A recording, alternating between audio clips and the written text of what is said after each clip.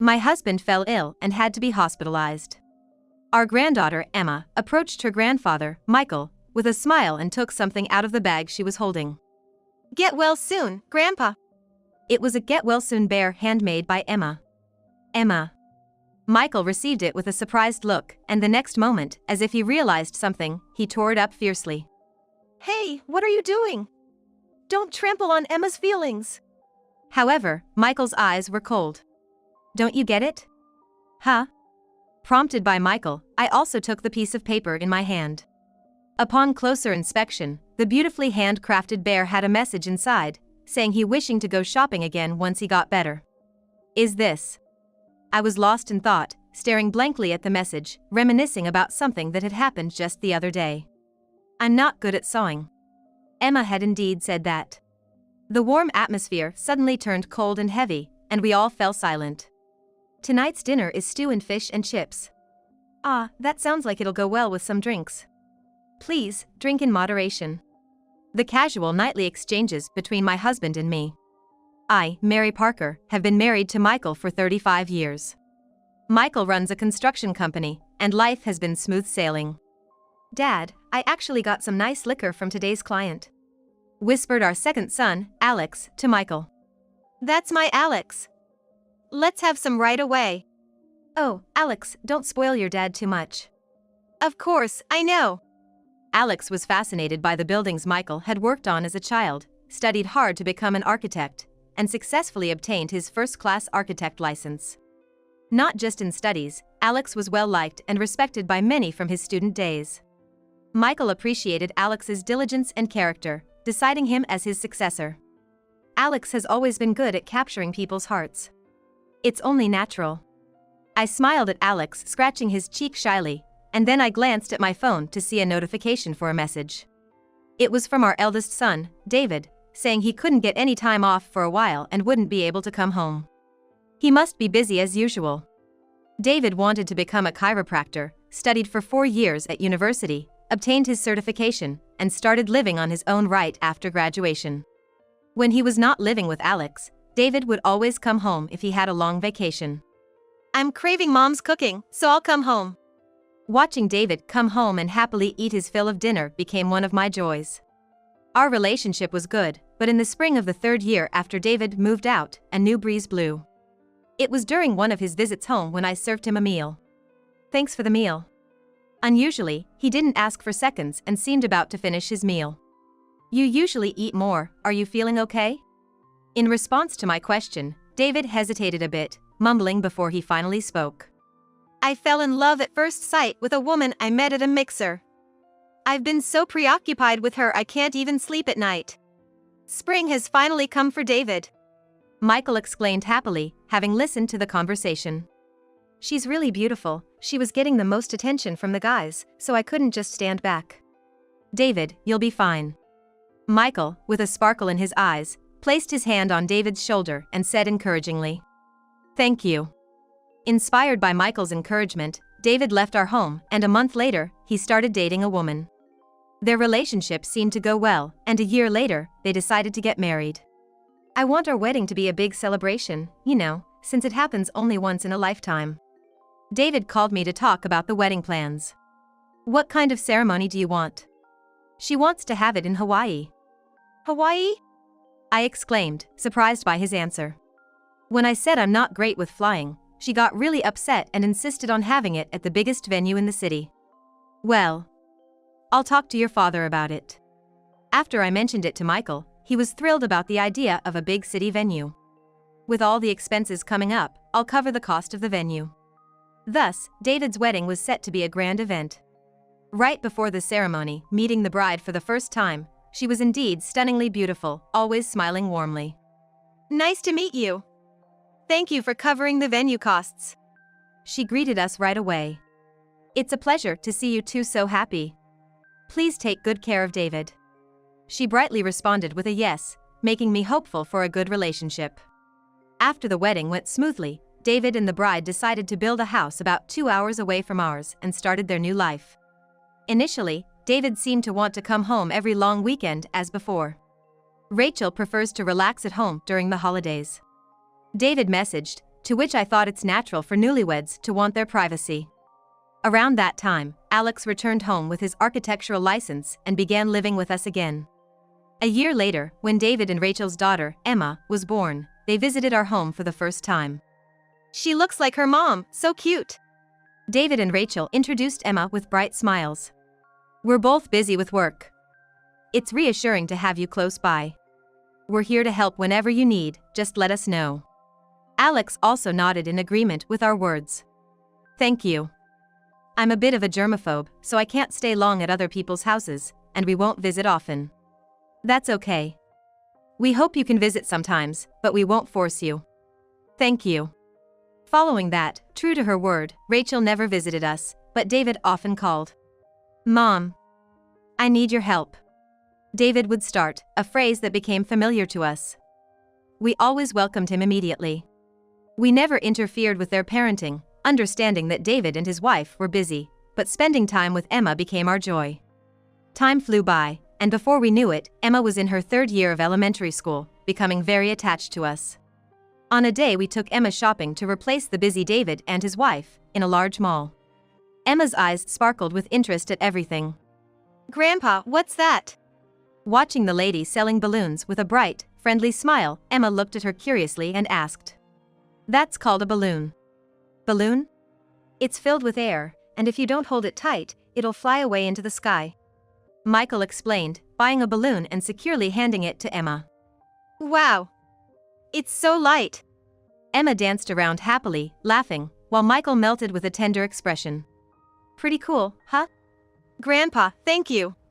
Afterwards, Michael kept buying whatever caught Emma's eye. A few days after a delighted Emma went home, David contacted us again. Looks like I'm going to be late again today. David said apologetically, and we told him not to worry, as we had already found several places where Emma could have fun. This park is huge, so you can play a lot. Alex boasted with his arms wide open when Emma came over and we all went to the park. Yay! I want to go on the swings. All right, how about a swing competition then? Alex, doting on Emma, played with her as if she were his own daughter, indulging her to the fullest. Emma, loving to move around, seemed to enjoy the park thoroughly. It was on one of these days, which we spent with Emma almost weekly, that something unusual happened. Michael started coughing badly from the morning, struggling with a cough that wouldn't stop. Are you okay? Yeah. It's probably just the dry air. Michael said, trying to brush it off as nothing, but the coughing didn't subside, even with water and cough drops. Dad, let me take you to the hospital. I'm fine. Michael insisted, but his cough only got worse. Finally, he coughed up blood and collapsed. Honey! Dad! Alex rushed to Michael, calling out desperately, but Michael was unconscious and didn't respond. I quickly called an ambulance, and Michael was taken to the hospital, with Alex and me following in a taxi. At the hospital, Michael received immediate treatment and, fortunately, it wasn't a serious illness. He would be able to go home in a few days. Still, he would need to rest for a while. I went back home to get what he needed for the hospital stay and informed David. They said it was because of the change of seasons, but please don't push yourself too hard. I said, teary-eyed, holding Michael's hand. Yeah, I'll be careful. Dad will be all right, you'll see. Relieved that Michael could respond properly, we decided to go back home. A few days later, while we were chatting with Michael, Emma came to visit with David. Dad, are you okay? Sorry for worrying you when you're so busy. You seem better than I thought, that's a relief. While David and Michael talked in a warm atmosphere, Emma, unusually quiet, didn't say anything. Emma, say hi to Grandpa. Even though Emma usually greeted Michael with a bright smile instantly, she looked tense even after David prompted her. Probably nervous about being in a hospital for the first time, I cheerfully said to Emma. Emma, you're wearing that cute outfit today. Emma was wearing the outfit we gave her for Christmas.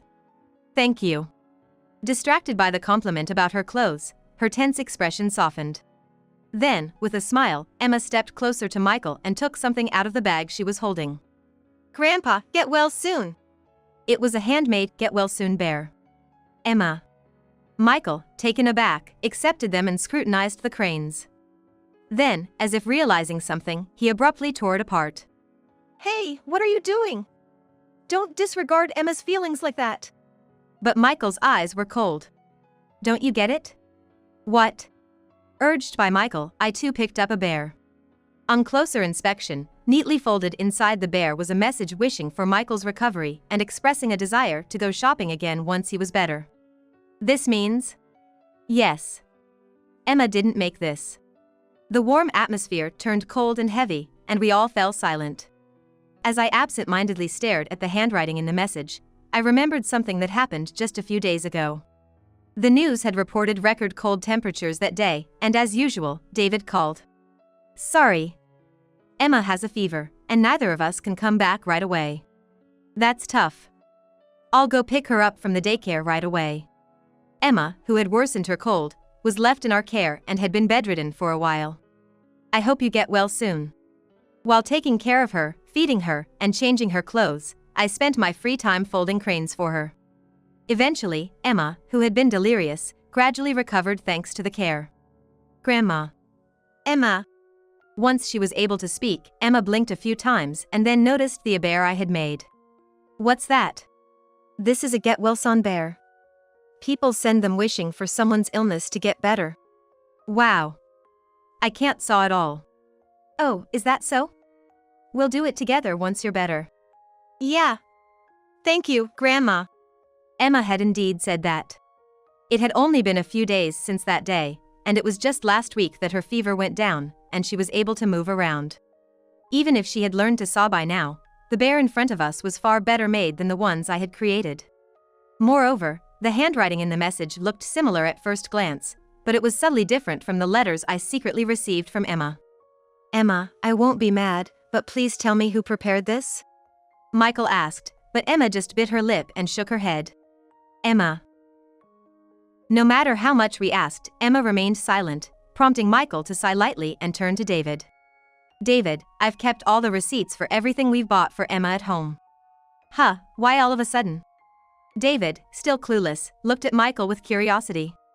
We'll check those receipts at home. If something's missing, we'll review the security cameras. What? In fact, we had been feeling that something was off with Emma for a few months. Normally curious and enthusiastic about new discoveries and playing full out at the park, her attitude had gradually changed. It was on a day with pleasant weather, just like any other when we tried to take Emma to the park. Grandpa, the park is boring. Emma had never been disinterested in the park before, so we were quite surprised. Emma, are you feeling all right? No. I just want a new toy. What about the play kitchen set we got you recently? It's boring. Emma, who had never been one to whine or complain, said so, which made us initially think it must be something significant for her to express dissatisfaction like that. I see. Emma is getting older, and maybe the toys aren't age-appropriate for her anymore. Michael reasoned, not entirely displeased to indulge his granddaughter's whim for the first time by buying her a new toy. However, Emma began to complain more frequently afterward. Grandpa, I already finished the game you bought last time. Really, already? It's only been a week. Aren't you playing too much? Though we usually didn't comment on David and his wife's parenting choices, we couldn't help but question this. Did you find the game that interesting? Yeah. All right then. Pick something you'd like. Michael said, indulging Emma again by purchasing a new game for her. However, the games Emma requested were either not age-appropriate or were limited edition items of high value. How was the last game, Emma? Emma shook her head slowly, her face stern. What's wrong? This isn't like you. I want that next. What? Ignoring Michael's words, Emma made another request. Wasn't it fun, or something? Emma remained silent, giving only a slight nod. If you can't share your thoughts, I can't buy you a new game. It was fun. Emma hurriedly responded, trying to mend the situation, prompting even Michael to sigh. Can you promise not to play too much? Yes, promise. While Michael continued to buy new games for Emma, he grew suspicious of her attitude and started keeping the receipts. Emma's requests extended beyond games to toys and clothes, yet she seldom shared her thoughts on them. Michael, not wanting to see Emma upset but also not wishing for her to grow up spoiled, gradually reduced the frequency of his purchases. Later, when I handed the bundle of receipts to David, an unexpected development awaited us. Mom, Dad, I've never seen any of these. David exclaimed as he arrived at our house with Emma, right after Michael's discharge. I thought so. There's more. David glanced at Emma briefly before falling silent. Emma, why don't you play with your uncle for a bit? Alex quickly sensed the situation and took Emma out of the room. David pulled out his smartphone and showed us footage. Make sure you ask Grandpa nicely, okay? Okay. The video contained Rachel instructing Emma to sweetly coax expensive gifts from Michael. This is unbelievable. Michael was unable to hide his shock, but there was more to the video. You can't possibly play with all these by yourself. This is something special I got for my birthday. Be quiet. What's yours is mine. I won't let you have all the fun by yourself. The footage also captured Rachel taking away the gifts and scolding Emma when she hesitated. You should be grateful I'm taking care of you.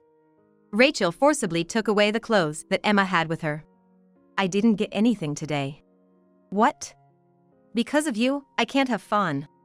I'm sorry. You're not getting dinner tonight. Rachel left without a second glance at Emma, who was crying and apologizing. I couldn't bear to watch the video any longer as it continued. It was too heart-wrenching. Terrible. What kind of mother does that to her daughter? I'm a failure as a father for not noticing this happening while I was at work.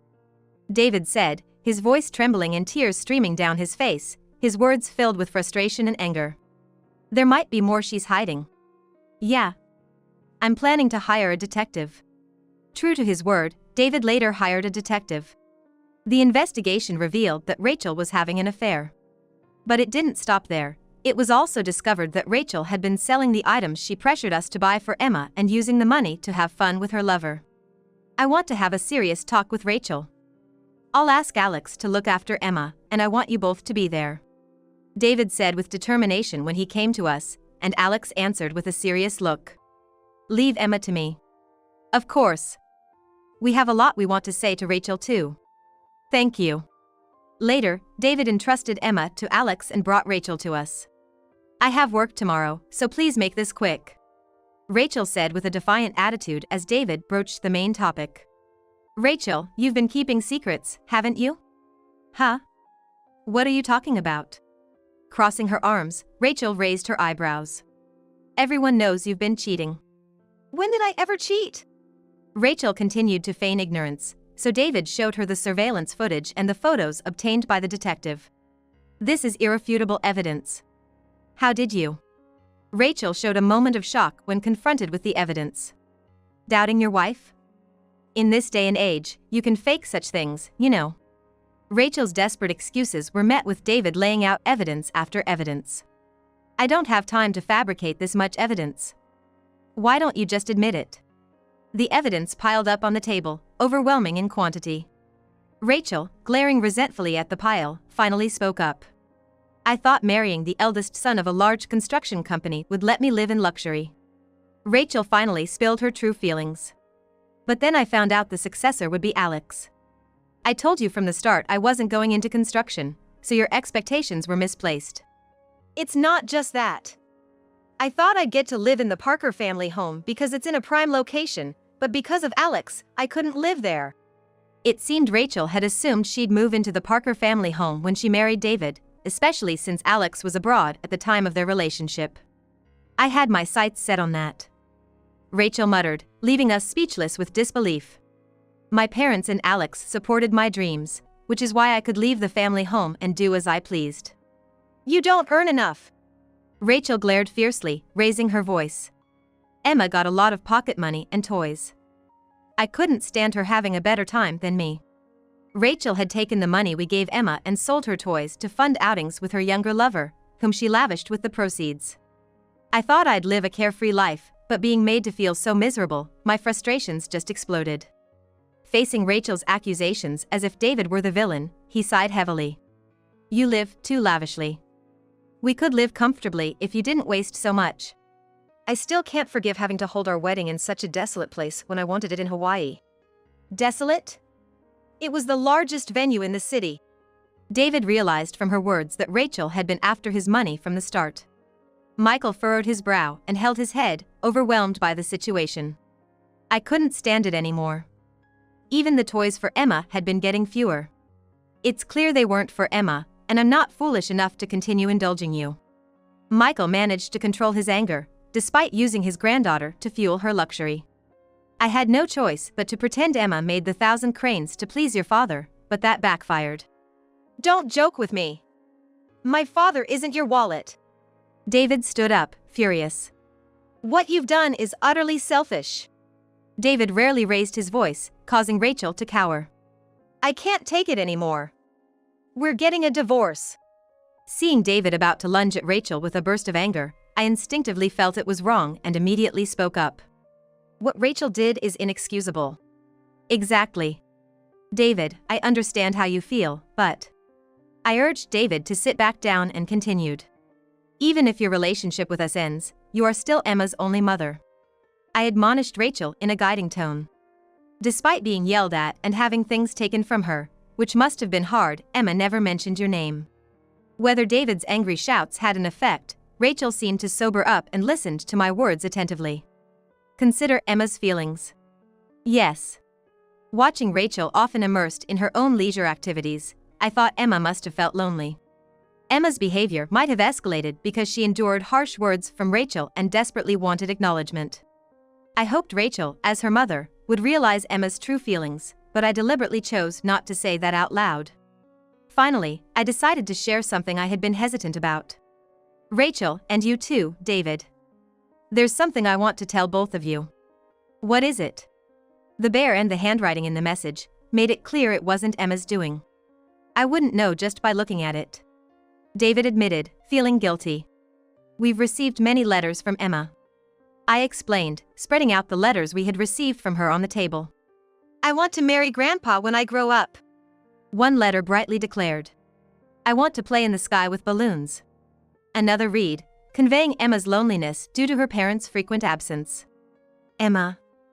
I'm sorry. I was too focused on work. I'm truly sorry.